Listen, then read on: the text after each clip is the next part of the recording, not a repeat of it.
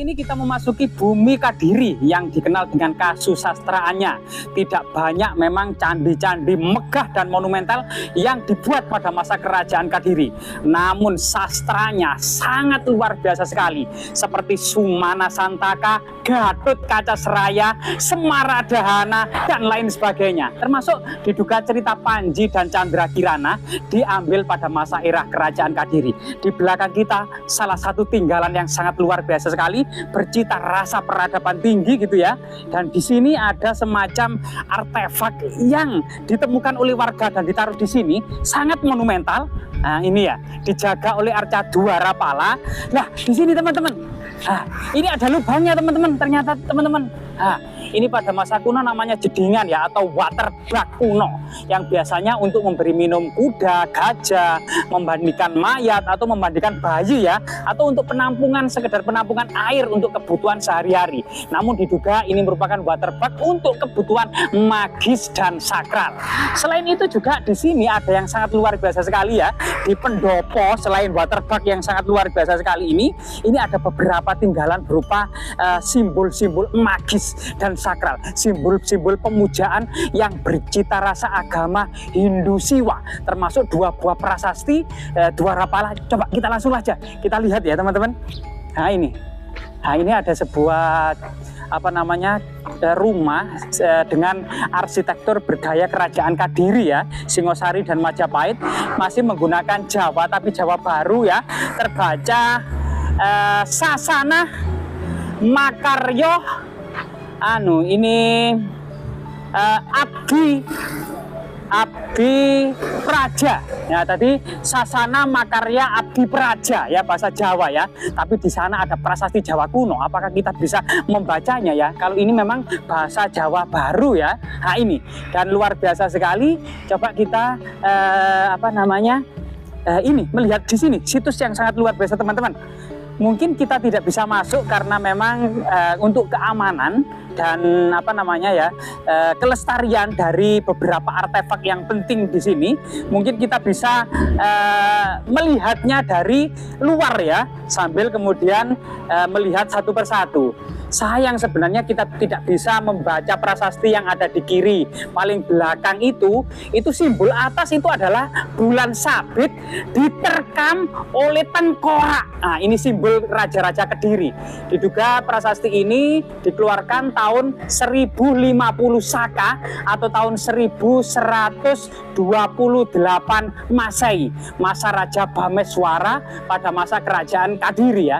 Sedangkan prasasti yang seperti Tugu yang juga bisa dibaca, namun kita karena kelestarian kita juga dilarang masuk sana ya. Ini diduga pada masa Ratu Tribuana Tunggal Dewi yang dikeluarkan pada tahun 1329 Masehi. Jadi di sini ada sebuah semacam diduga pada masa lalu sebuah situs pemujaan atau bangunan suci gitu ya. Sedangkan samping kanan ini adalah Dwarapala atau Reco Pentung. Biasanya kiri kanan ya, terlihat dari gadanya, ada yang gada dipanggul di dada sebelah kiri dan dipanggul sebelah dada sebelah kanan, yang artinya memang Dwarapala ini penjaga pintu gerbang atau guardian penjaga pintu gerbang, yang pada masa lalu filosofinya adalah menolak aura-aura negatif teman-teman, menolak aura-aura negatif.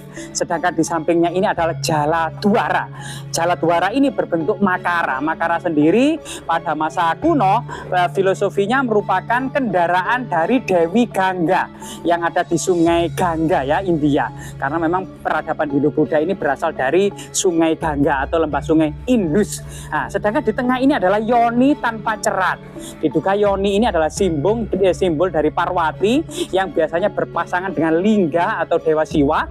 Pasangan Lingga Yoni disembah sebagai lambang kesuburan, lambang Dewa Siwa, termasuk lambang kekuasaan dan kekuatan kekuatan dari seorang raja. Di sana juga terlihat sekali cerat yoninya masih menyerupai vagina ya, karena memang lambang Parwati, lambang alat kelamin perempuan vagina yang biasanya berpasangan dengan palus atau lingga itu alat kelamin laki-laki. Jadi pasangan antara alat kelamin laki-laki dan alat kelamin perempuan itu disebut lingga yoni.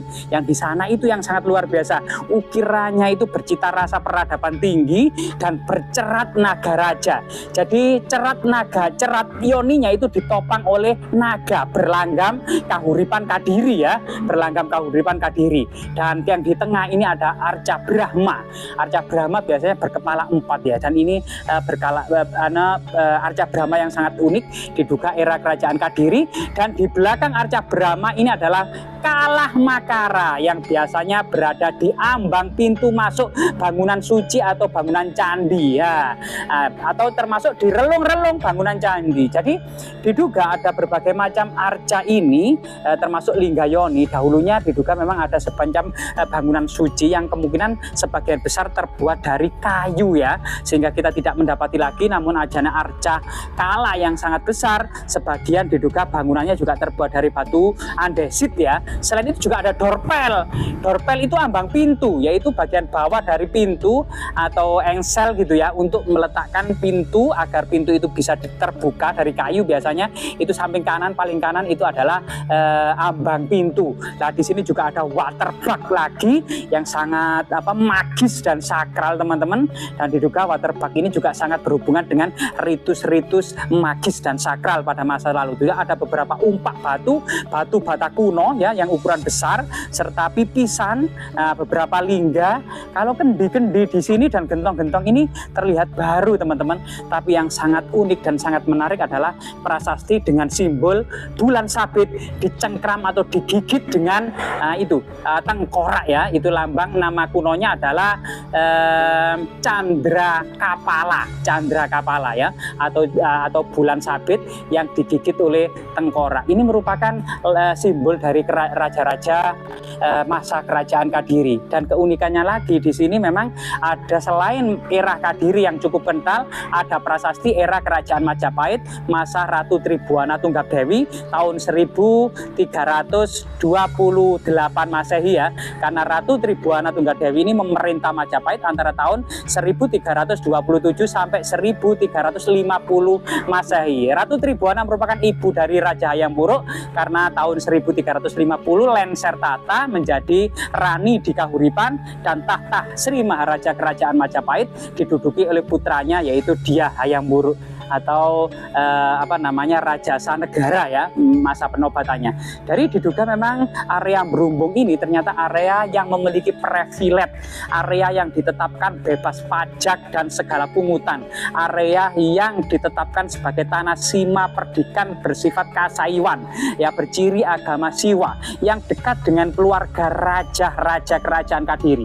Bahkan adanya yoni yang bercerat naga raja atau ditopang oleh naga raja ya, naga yang sangat besar, berjenggot, giginya sangat tajam gitu ya, bermahkota bulat dan berjenggot seperti ular kobra. Ini berciri memang Kahuripan dan Kadiri.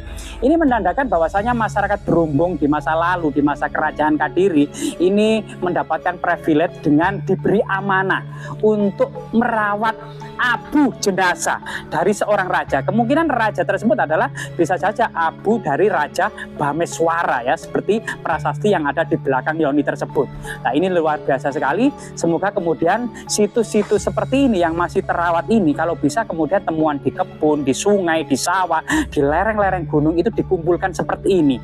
Patut menjadi contoh bagi desa-desa yang lain untuk segera merawat, mengumpulkan artefak-artefak penting. Karena memang ternyata desa ini memiliki sejarah yang gemilang di masa lalu, dan yakinlah suatu saat nanti akan bangkit kembali, dan itu merupakan pola sejarah yang terus berulang. Jika di masa kuno, masa prasejarah, sebuah desa itu memiliki kejayaan, mendapatkan perhatian dari para raja, artinya tanah itu sudah baik, tanah di desa itu memiliki tanda-tanda yang baik, dan suatu saat nanti akan bangkit kembali. Ini sesuatu pola sejarah yang tidak bisa dipungkiri, dan terus terjadi. Semoga kemudian situs Berumbung yang sangat luar biasa sekali ini ya, mengingatkan pada bulan dicengkram oleh tengkorak, yang artinya di malam-malam waktu itu Kadiri senantiasa menjadi penggemblengan keilmuan. Nah, itu penggemblengan keilmuan agar kemudian segala kemudian kasus sastran yang ada di Kadiri ini